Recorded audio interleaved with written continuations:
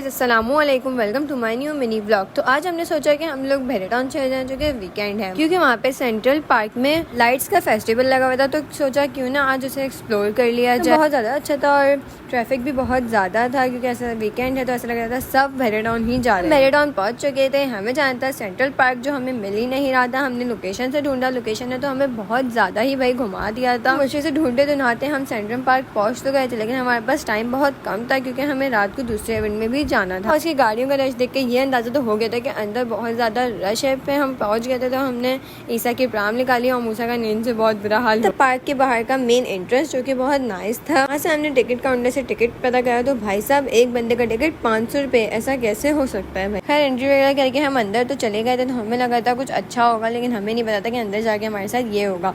तो वो जानने के लिए आप एंड तक ज़रूर देखेंगे। अगर पार्क देखा जाए तो वो बहुत ज़्यादा प्यारा था, साफ़ सुथरा था और ग्रीनरी वगैरह बहुत अच्छी थी। उसके अंदर यहाँ पे वाटर फाउंटेन भी बना हुआ था। अंदर पहुंचे तो यहाँ पे लाइट्स का तो कोई सीन ही नहीं था, लाइट्स के नाम की तो कोई चीज़ ही नहीं थी सिवाय LED बल्ब्स के। हमें लगा था पता नहीं कौन सी लाइटें होंगी।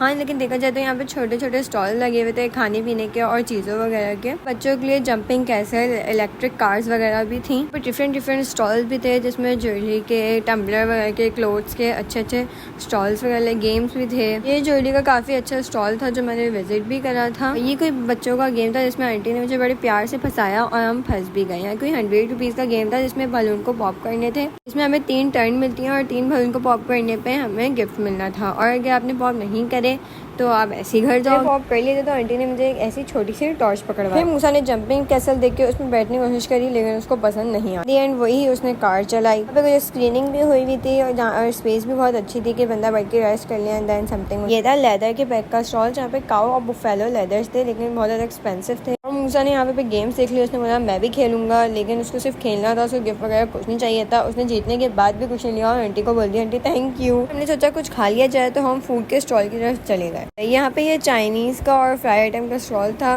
जिसमें अंकल ने कहा चिकन का रोल है, तो हमने चिकन का रोल समझ के ले लिया था, लेकिन उसने गैबिस लिख ली। हमने मूसा के लिए आइसक्रीम ली जो बहुत ज़्यादा टेस्टी और मज़े की थी, और मेरा फ्राइज़ खाने का दिल कर रहा था, तो मैंने अपने लिए फ्राइज़ ये थी आइसक्रीम जिसका फ्लेवर वनीला प्लस पाइनएप्पल था, और हमने साथ मोमोज भी लिए थे। और ये थे मेरे फ्राइज़, बस ऐसे ही थे। अंकल ने ज़्यादा इसको क्रंची करा ही नहीं। फिर हम घर की तरफ जाने लगे। हम बाहर निकले तो हमने देखा यहाँ पे कुछ लेज़र बूथ था, देखने में बहुत इंटरेस्टिंग लग रहा था, लेकिन हमें लेट थी तो हम जा नहीं सकते। बाहर गाड़ी का वेट कर रहे थे और यहाँ कुछ ज़्यादा खास था नहीं, हर चीज़ बहुत ज़्यादा एक्सपेंसिव थी। खाने के लिए हाथ से देखा जाए तो सब नॉर्मल था, लेकिन जो स्टॉल्स वगैरह लगे हुए थे वो अच्छे थे, लेकिन वो भी बहुत ज़्यादा एक्सपेंसिव थे।